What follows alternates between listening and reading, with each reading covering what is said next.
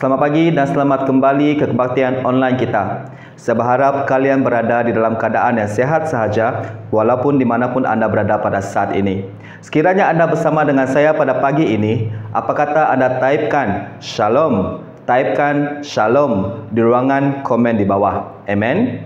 Dan pada pagi ini kita akan melihat di dalam Yosua 1 ayat 1 hingga 9, di mana kita akan belajar bagaimana Tuhan mendorong setiap pribadi kita semua untuk terus kekal teguh di dalamnya apabila kita berada di dalam rencananya.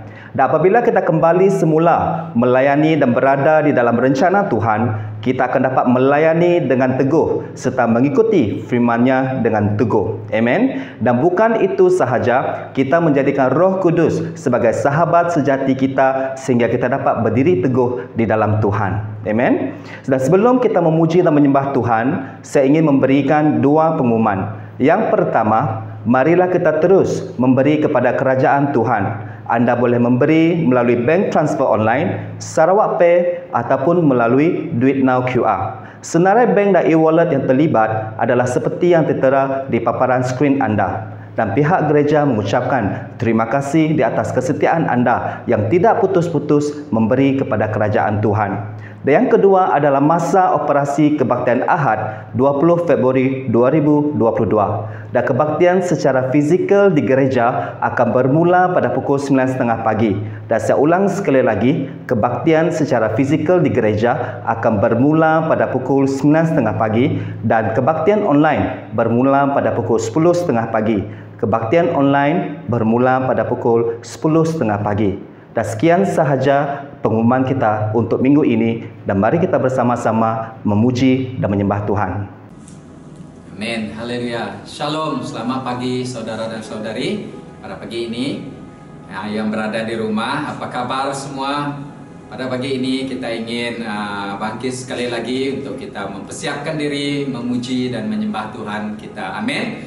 Haleluya, sudah sedia? Karena Tuhan kita adalah Tuhan yang kuat dan penuh dengan kemuliaan. Amin. Sekali lagi semua, mari kita katakan, terpujilah nama-Mu. Amin.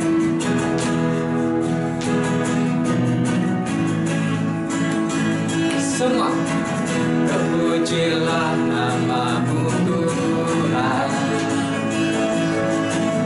kuat dan penuh kemuliaan. Satu suara kami nyatakan, kebesaran-Mu kekal selamanya. Terpujilah, terpujilah nama-Mu Tuhan. Ajaib, ajaib dan penuh keagungan. Satu hati kami nyatakan, kerajaan-Mu kekal selamanya.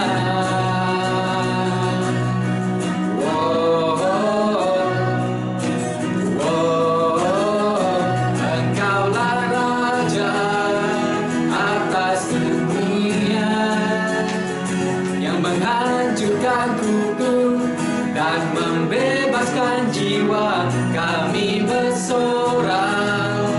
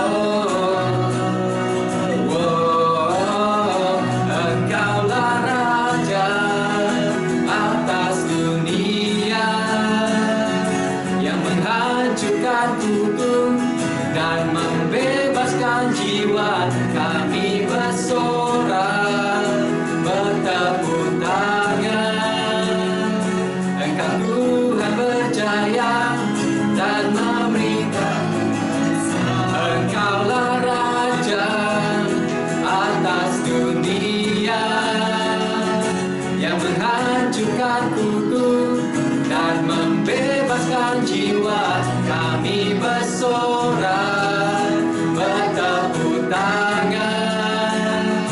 Engkau Tuhan berjaya dan memerintah untuk Engkaulah Raja atas dunia, yang menghancurkan kutuk dan membebaskan jiwa. Kami bersorak, bertepuk tangan. Engkau Tuhan berjaya dan memerintah untuk selamanya, dan memerintah untuk selamanya, dan memerintah untuk selamanya. Amin. Haleluya. Amin. Beri kemuliaan kepada Tuhan kita pada pagi ini, dan memerintah untuk selamanya, selama-lamanya. Tuhan adalah Raja kita. Engkaulah Raja atas dunia. Haleluya, haleluya, haleluya, haleluya Yesus. Amin. Engkaulah Raja atas dunia, yang menghancurkan kutuk dan membebaskan jiwa. Kami bersorak, bertepuk tangan. Engkau Tuhan berjaya dan memerintah untuk selamanya, dan memerintah untuk selamanya. Haleluya. Dan memerintah untuk selamanya. Haleluya, haleluya Yesus. Engkaulah Tuhan, Engkaulah Raja yang memerintah untuk selamanya di dalam hidup kami. Setiap kami Tuhan yang berada di hadapan Engkau pada pagi ini, Tuhan, kami bawakan hati kami sekali lagi untuk datang kepada Engkau Tuhan. Persiapkanlah hati kami, persiapkanlah Tuhan pribadi kami, apabila kami datang untuk menyembah Engkau, supaya Tuhan nama Engkau ditinggikan, nama Engkau Tuhan dimuliakan. Tuhan, Engkaulah kekuatan bagi kami, Engkaulah ketenangan Tuhan di dalam hidup kami, dan Engkaulah cahaya bagi setiap kami Tuhan. Haleluya, haleluya, haleluya, haleluya Yesus. Amin. Mari kita datang kepada Tuhan pada saat ini. Kita ingin menyembah Tuhan kita. Katakan, kekuatan di jiwaku, ketenangan batinku, ada dalam hadirat-Mu. Ku menyembah-Mu.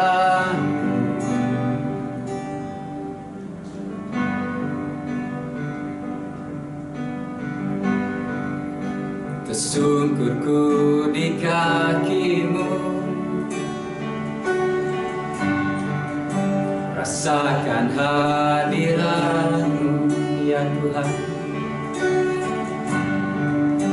Takkan ku melepaskan-Mu, Kau cahaya bagiku, mengiring-Mu seumur hidupku, masuk dalam rencana-Mu Bapa. Pikiranku, kehendakku, ku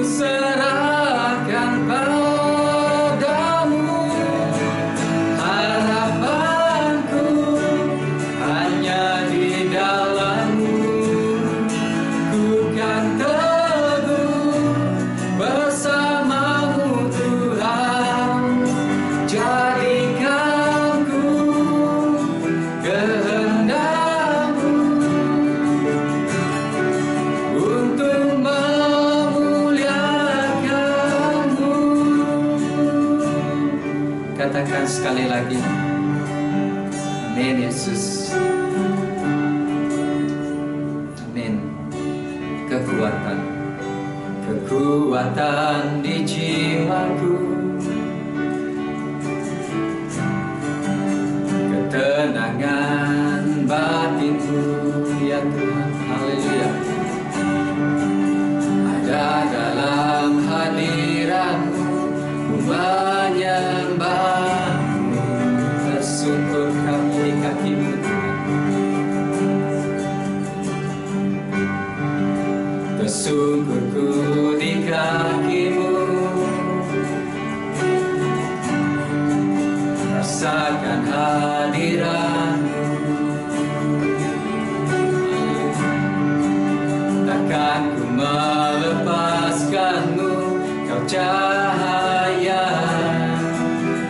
bagiku, mengiring-Mu seumur hidupku, masuk dalam rencana-Mu Bapa. Pikiranku, kehendakku, ku serahkan padamu.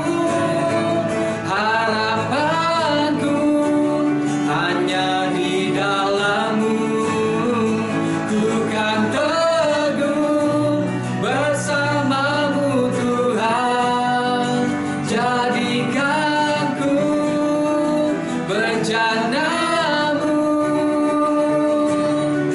untuk memuliakan-Mu, mengiringku seumur hidupku, masuk dalam rencana-Mu Bapa.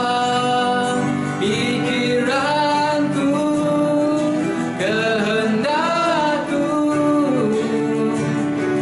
ku serahkan padamu. Harapanku hanya di dalam-Mu, ku kan teguh bersama-Mu Tuhan.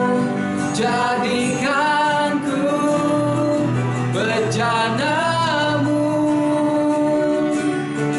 untuk memuliakan-Mu, mengiringku seumur hidupku, masuk dalam rencana-Mu Bapa. Pikiranku, kehendakku, ku serahkan padamu. Harapanku hanya di dalam-Mu, ku kan teguh bersama-Mu Tuhan. Jadikan ku bencana-Mu untuk memuliakan-Mu, mengiring-Mu seumur hidupku, masuk dalam rencana-Mu Bapa. Pikiranku, kehendakku, terserahkan padamu. Harapanku, ya Yesus, haleluya Tuhan. Ku kan teguh bersama-Mu Tuhan. Jadikan ku bencana-Mu untuk memuliakan-Mu, untuk memuliakan-Mu, untuk memuliakan-Mu. Haleluya, haleluya, haleluya Jesus. Haleluya Tuhan. haleluya Tuhan. Jadikanlah kami bejana-Mu Tuhan untuk memuliakan nama. Inilah kami Tuhan, berdiri di hadapan Engkau. Terima kasih Tuhan. Terima kasih Bapa. Engkaulah kekuatan Tuhan bagi jiwa kami. Oh Tuhan, Engkaulah segala-galanya di dalam kehidupan kami. Ketenangan Tuhan yang sentiasa ada di dalam kehidupan kami. Terima kasih Yesus. Terima kasih Bapa. Kami serahkan semuanya ke tangan anak tunggal Yesus Kristus. Amin. Selamat pagi kepada saudari dan saudara yang mengikuti kebaktian online hari ini. Kami serta pemimpin di Hope Sparrow senantiasa mengalu-alukan penyertaan kalian. Walaupun kita berjauhan, tetapi kita tetap dapat mendorong satu sama lain melalui firman Tuhan yang disampaikan. Walaupun kita tidak dapat menyertai gereja secara fizikal hari ini. Minggu yang lalu, Pastor Charles menyampaikan dorongan dari firman Tuhan di buku Bilangan pasal 9, di mana Tuhan ingin mengingatkan kita selalu diperbarui melalui Yesus, pasca kita di dalam kehidupan yang baru. Apabila kita diperbarui, kita mulai mentaati firman-Nya dan hidup dengan hadirat-Nya melalui pimpinan Roh Kudus. Hari ini, kita juga akan melihat bagaimana Tuhan mendorong kita berteguh di dalam Tuhan. Apabila kita berada di rencana Dia, mari kita lihat ke dalam buku Yosua pasal 1 ayat 1 sampai 9 dan kita akan membaca bersama-sama. Hambaku Musa telah mati, sebab itu bersiaplah sekarang. Seberangilah sungai Jordan ini.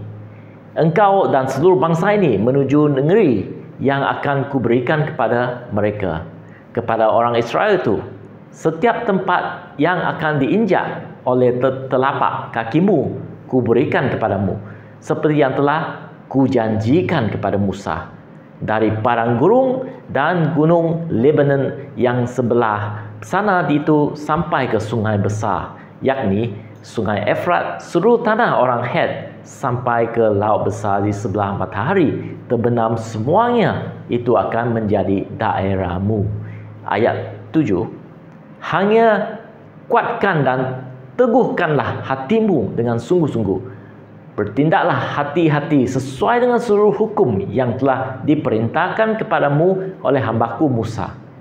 Janganlah menyimpang ke kanan atau ke kiri, supaya engkau beruntung kemanapun engkau pergi. Janganlah engkau lupa memperkatakan kitab Taurat ini, tetapi renungkanlah itu siang dan malam, supaya engkau bertindak hati-hati sesuai dengan segala yang tertulis di dalamnya. Sebab dengan demikian perjalananmu akan berhasil dan engkau akan beruntung.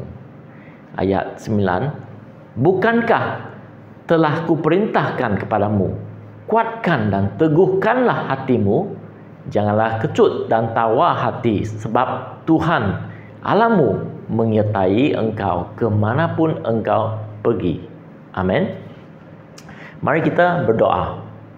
Bapa di syurga, terima kasih untuk kasih dan penyertaan-Mu. Kami berdoa agar firman-Mu akan mengajar, mendidik dan menegur setiap kami untuk mempersiapkan kami untuk segala perbuatan baik. Dalam nama Tuhan Yesus, amin. Saudara-saudari, pada ketika itu, Musa dan yang memimpin bangsa Israel ke tanah perjanjian Kanan telah mati. Tetapi sebelum itu, Tuhan telah melantik Yosua sebagai pemimpin yang akan menggantikan Musa. Oleh itu, di dalam buku Yosua pasal 1 ayat 2, Tuhan meminta Yosua memimpin bangsa Israel memasuki tanah Kanan seperti yang dijanjikan Tuhan. Saudara-saudari, tanah Kanan merupakan berkat Tuhan kepada orang Israel. Begitu juga dengan kita. Apabila kita dalam rencana Tuhan, Dia juga akan memberkati kita dalam kehidupan kita. Mungkin kita diberkati dengan pekerjaan yang baru atau promosi. Mungkin kita diberkati dengan pasangan hidup, cahaya mata, atau berkat-berkat lain di dalam hidup kita. Tuhan dapat dan akan mengaruniakan kepada kita yang terbaik bagi kita. Tetapi Tuhan ingin kita tetap teguh di dalam Dia, supaya berkat yang diberikan tidak menjadi kutuk kepada kita. Kadang-kadang kita melihat bahawa mereka yang diberkati Tuhan telah menjauh diri dari Tuhan atau tidak melayani Tuhan lagi. Mungkin mereka telah menyimpang dan tersesat di arena dunia dan melupakan Tuhan. Kadang-kadang berkat akan membawa kita kepada cobaan.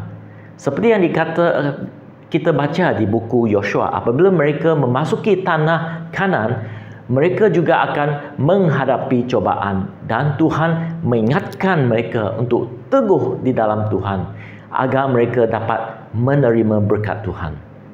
Tuhan mengingatkan kepada Yosua supaya teguh dalam 3 perkara di dalam Tuhan. Mari kita pelajari bersama-sama ketiga perkara ini. Satu adalah melayani dengan teguh. Kehidupan yang baru selepas kita diselamatkan haruslah dipupuk dengan melayani Tuhan, dan gereja adalah tempat yang terbaik untuk melayani Tuhan. Yosua telah dilantik oleh Tuhan untuk memimpin bangsa Israel. Sebagai pemimpin, dia melayani Tuhan. Mungkin kita katakan, saya masih muda dan bukan pemimpin di gereja. Bagaimana saya boleh melayani? Saudara-saudari, kita dapat bermula dengan melayani di LG kita. Saya mendorong setiap kita di gereja pengharapan menyertai kumpulan kecil atau LG. Saya masih ingat semasa saya menerima Yesus sebagai juru selamat saya. Pada ketika itu, saya sudah berada di dalam LG sebagai pelawat. Tugas saya pada ketika itu adalah untuk membawa dan menghantar LG member balik ke rumah mereka. Saya melakukan tugasan dengan rela hati dan sukacita. Saudara-saudari, sekecil apapun tugasan yang diberikan kepada kita di LG, jangan kita katakan itu bukan pelayanan. Kerana Tuhan melihat hati kita dan bukan rupa kita. Amin. Seperti Daud yang ditugaskan untuk menjaga domba-domba. Dia tidak nampak besar dan gagah, tetapi hatinya besar dan serius dalam tugasan sampai mengalahkan singa dan binatang liar yang menyerang domba-domba. Saudara-saudari, melayani Tuhan dapat membentuk karakter kepimpinan kita. Yesus datang ke dunia untuk melayani dan bukan dilayani. Yesus tidak mengajar status atau kemuliaan. Dia memupuk kepimpinan dengan menunjukkan kasih dari Tuhan kepada manusia. Oleh itu, saya ingin mendorong kita selalu menunjuk kasih kepada mereka yang kita layani. Saya masih teringat semasa di gereja pengharapan, unit pekerja yang melayani saya sangat menunjukkan kasih mereka kepada saya.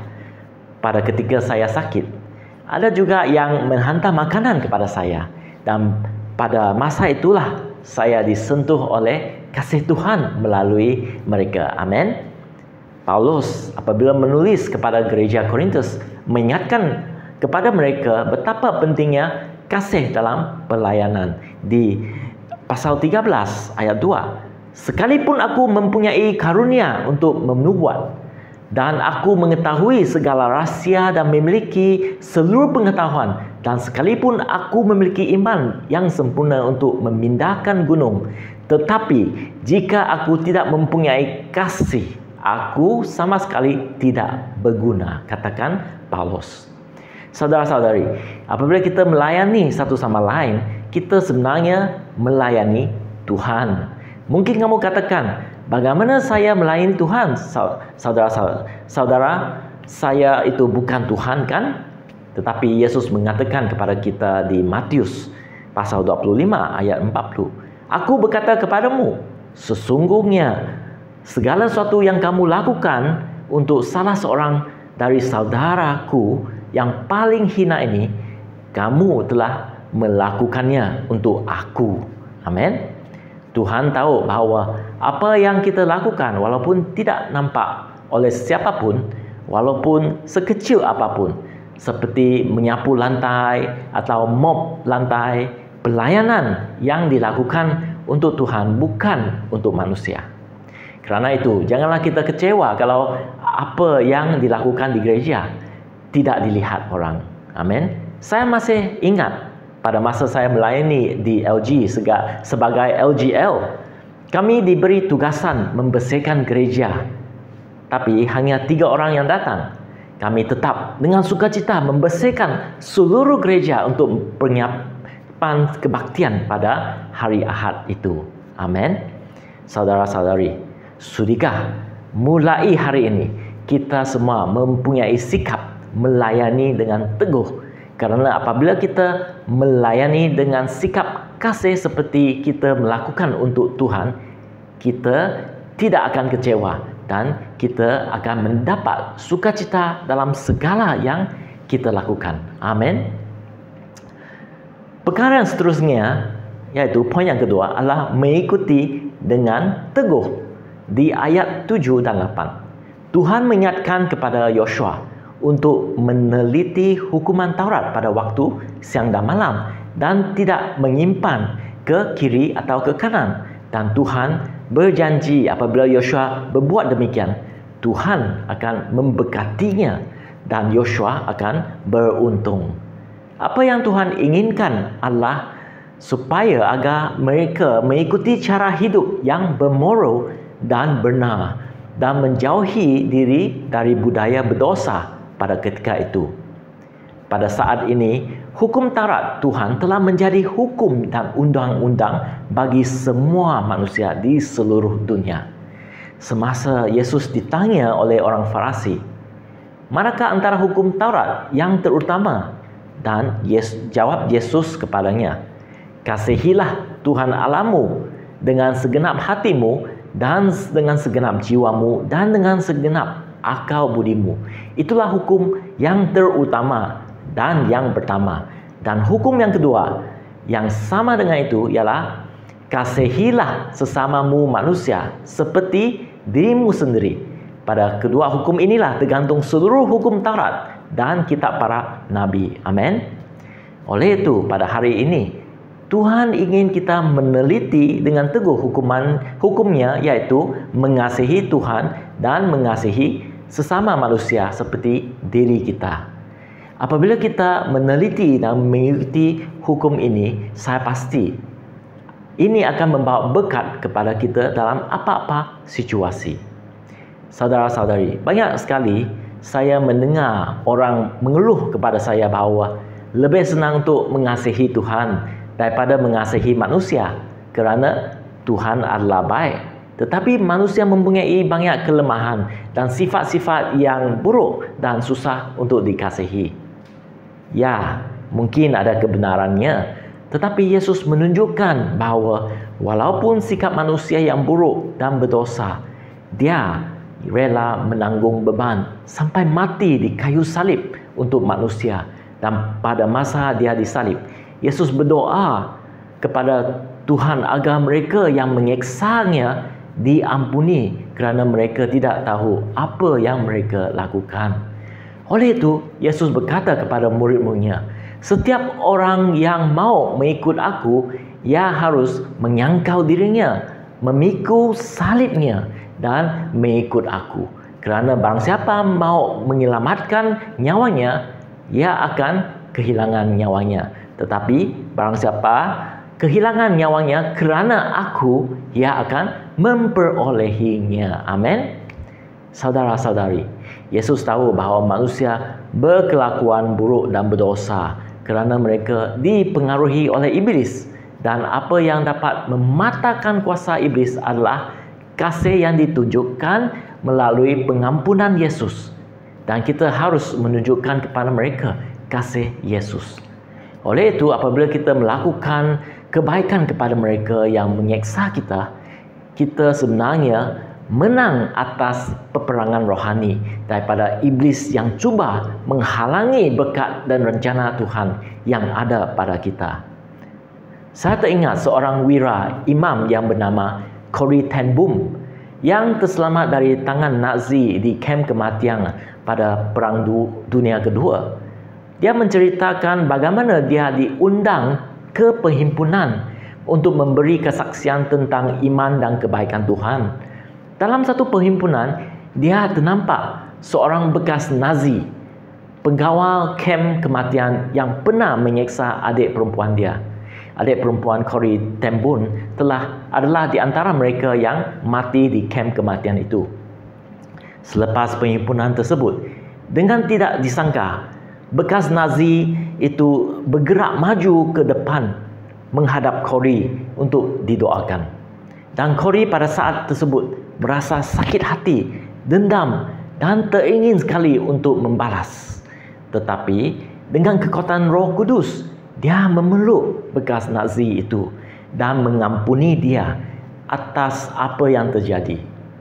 Corrie ten Boom merasakan hadirat Tuhan dan pembebasan, dan dari situ Corrie telah menunjukkan bahawa kasih Tuhan tidak ada batas kepada semua manusia yang memohon pengampunan dan dilepaskan dari belenggu dosa. Amin.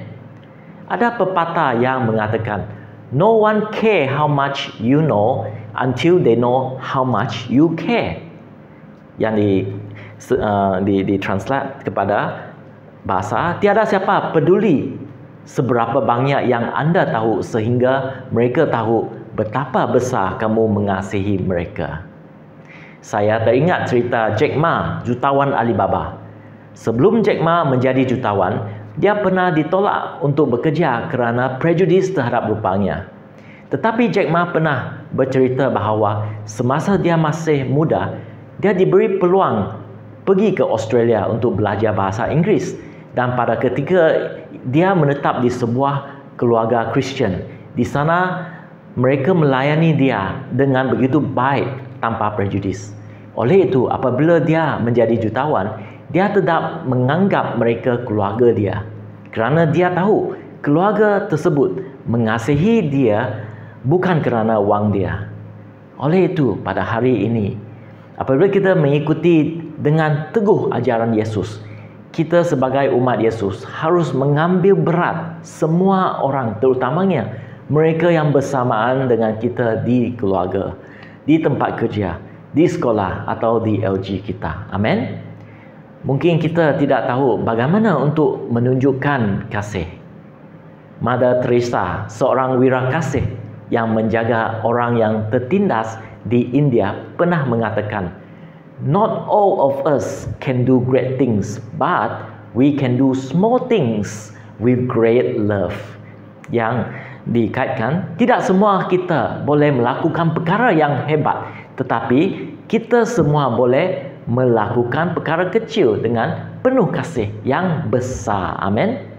Kasih sayang bermula dalam perkara yang kecil.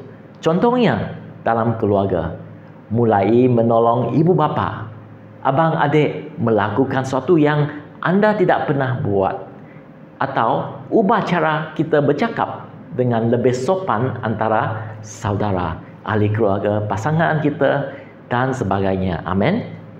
Saudara-saudari, apabila kita menjadi contoh yang baik dalam kasih, kita akan menjadi garam dan terang kepada orang di keliling kita. Terutamanya dengan apa yang berlaku saat ini, adalah sangat penting untuk kita menjadi garam kepada masyarakat dan terang untuk dunia. Amin. Mari kita bersama-sama mengikuti ajaran Yesus dengan teguh. Amin. Poin yang ketiga adalah berdiri teguh dalam Tuhan. Di ayat 9, Tuhan mengatakan kepada Yosua, bukankah telah kuperintahkan kepadamu, kuatkan dan teguhkanlah hatimu, janganlah kecut dan tawar hati, sebab Tuhan Allahmu menyertai engkau kemanapun engkau pergi. Saudara-saudari, pada hari ini Tuhan memberikan Roh Kudus kepada kita supaya kuasanya dapat membantu kita menjadi kuat dan teguh. Roh Kudus akan menolong kita membezakan dosa dan kebenaran. Semasa kita menerima Yesus dalam hidup kita sebagai Juru Selamat dan Tuhan, kita harus juga menerima Roh Kudus di dalam kehidupan kita. Jikalau kita tidak menerima Roh Kudus, kehidupan baru walaupun dibesir dari dosa masih menjadi kosong. Oleh itu, Yesus mengatakan bahawa apabila roh jahat keluar dari manusia, mendapati rumah itu kosong, bersih, tersapu dan rapi teratur. Lalu ia keluar dan mengajak 7 roh lain yang lebih jahat daripadanya, dan mereka masuk dan berdiam di situ. Maka akhirnya keadaan orang itu lebih buruk daripada keadaan semula. Saudara-saudari, kita perlu menerima Roh Kudus dengan baptisan Roh Kudus agar Roh Kudus dapat tinggal di dalam hidup kita, supaya hati dan hidup kita tidak menjadi kosong. Amin. Tuhan juga tahu mungkin kita akan gagal dalam percubaan. Pada saat itu, Roh Kudus ingin kita tidak mengalah dan kembali ke jalan yang betul. Tuhan sangat murah hati kepada siapa yang datang kepada Dia untuk pengampunan dosa. Oleh itu, Yohanes mengatakan di 1 Yohanes 1:9, jika kita mengaku dosa kita, maka Ia adalah setia dan adil, sehingga Ia akan mengampuni segala dosa kita dan menyucikan kita dari segala kejahatan. Apa yang Tuhan tidak inginkan adalah mereka yang tidak mengakui dosa walaupun mereka tahu bahawa mereka berdosa, atau mereka yang kecut dan menjadi tawa hati apabila berdosa. Di ayat 10, 1 Yohanes pasal 1, Yohanes mengatakan, jika kita berkata bahawa kita tidak ada berbuat dosa, maka kita membuat Tuhan menjadi pendusta dan firman-Nya tidak ada di dalam kita. Pada hari ini, selepas kita mengetahui kebaikan dan kemurahan hati Tuhan, mari kita berdiri teguh dan kembali semula kepada rencana Dia dalam melayani dengan teguh dan mengikuti dengan teguh. Jadikanlah Roh Kudus sahabat sejati kita sehingga kita dapat berdiri teguh. Amin. Mari kita berdoa. Dengan dipimpin oleh muzik, mari kita mulai fokus kepada Yesus, kepada kebaikan Tuhan. Dan katakan kepada Tuhan, saya ingin berdiri teguh. Saya ingin mengikuti Engkau dengan teguh.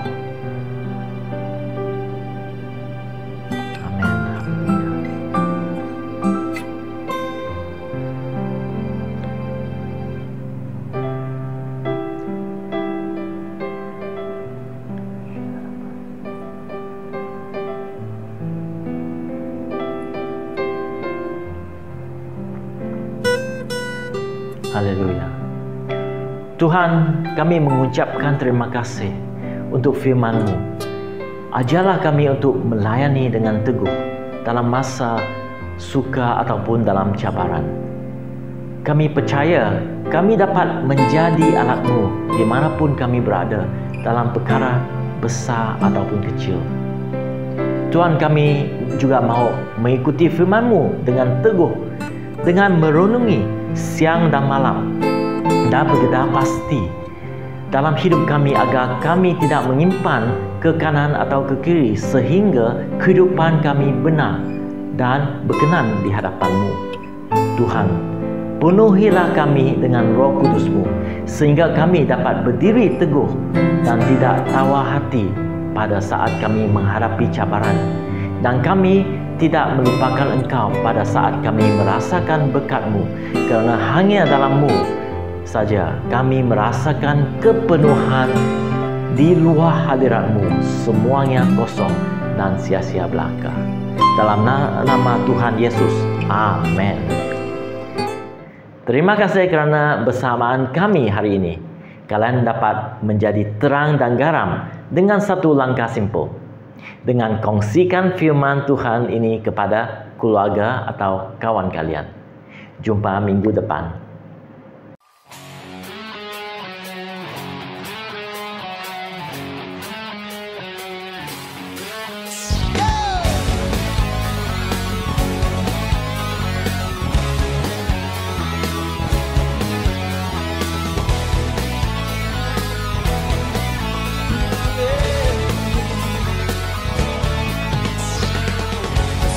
ku pandang, gunung menghadang setiap langkahku, setiap jalanku.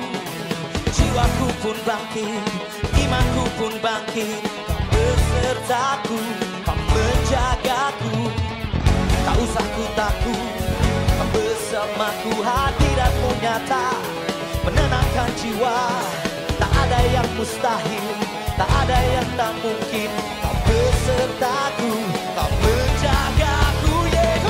Kau kuatku, kau imanku, kau berikan harapan baru.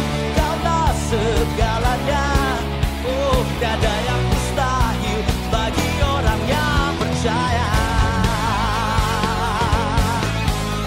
Yang percaya di sini. Saat ku pandang, gunung menghadang setiap langkahku, setiap jalanku. Jiwaku pun bangkit, imanku pun bangkit. Kau besertaku, menjagaku. Aku takut, kau bersamaku. Hadiratmu nyata, menenangkan jiwa. Ada yang mustahil, tak ada yang tak mungkin.